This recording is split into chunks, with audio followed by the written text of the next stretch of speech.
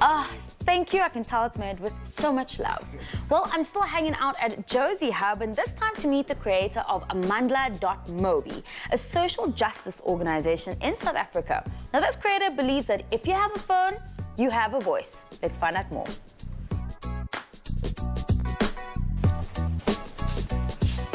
Hello. Hey, how's it? I'm good. Thank you so much for taking time to chill with the Edge team. How did Amandla.mobi come about? So basically it was an exercise to see how can you use tech for social change. The idea was how can you allow for anyone, anywhere, speaking any language to take action on issues affecting their lives. So we just started playing around, and that's what gave birth to Amandla.mobi. What's the mechanism and how does it function? So basically, we do multi-issue mobile campaigning. So the thinking behind it is how do you make it accessible so that a woman in KZN rural Manguzi can take as much action as somebody sitting in a township in Johannesburg. So what we realize is that the majority of the population have mobile phones, because even in each household, even if each person doesn't have, there is at least one mobile phone available.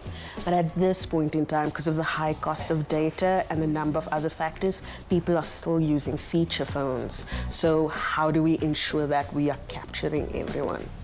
What's the role of tech in social mobilization? Tech can be an enabler. It can be a means to connect with other people. So I'm going to give a very weird example. So in a number of places on local government issues and a variety of other issues, people are faced with high levels of intimidation.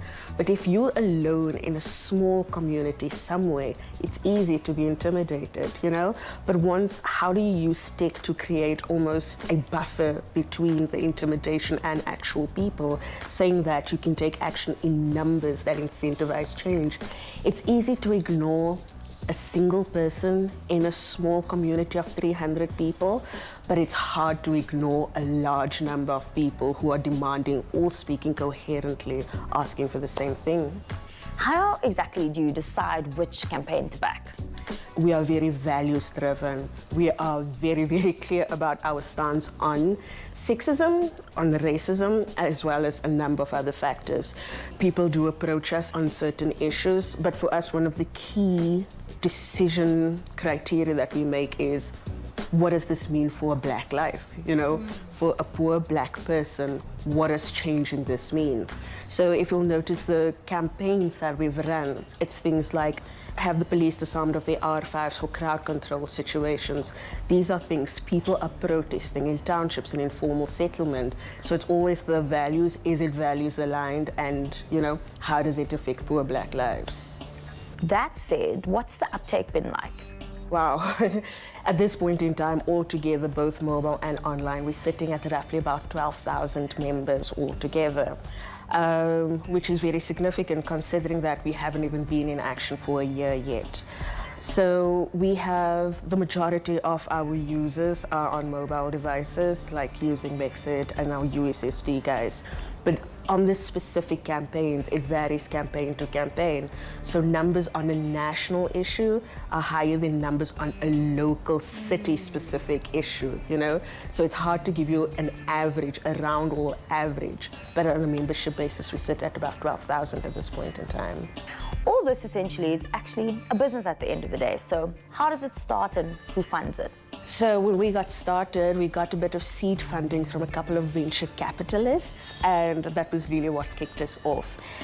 We've been supported a lot by Precal Foundation and ThoughtWorks as well. And other funders include Indigo Trust and Bertha Foundation, and very soon, Making All Voices Count as well has come on board. So it was really just people who believe that this is an idea that can work. How do we put money into it? We envision ourselves as Amandla.mobi, the staff, our team, will always be lean and an agile team. But we see ourselves more as working for our members, so to speak. So to keep us, what we want to develop is a model to keep us more in tune with our members is actually by 2019 have the bulk of our funding coming through via small donations from our members. Whoa, okay, so you just said 2019 and it sounded like such a long way away, but I know that before we blink, it will be just around the corner. So here's to Power to the people, Amandla awetu.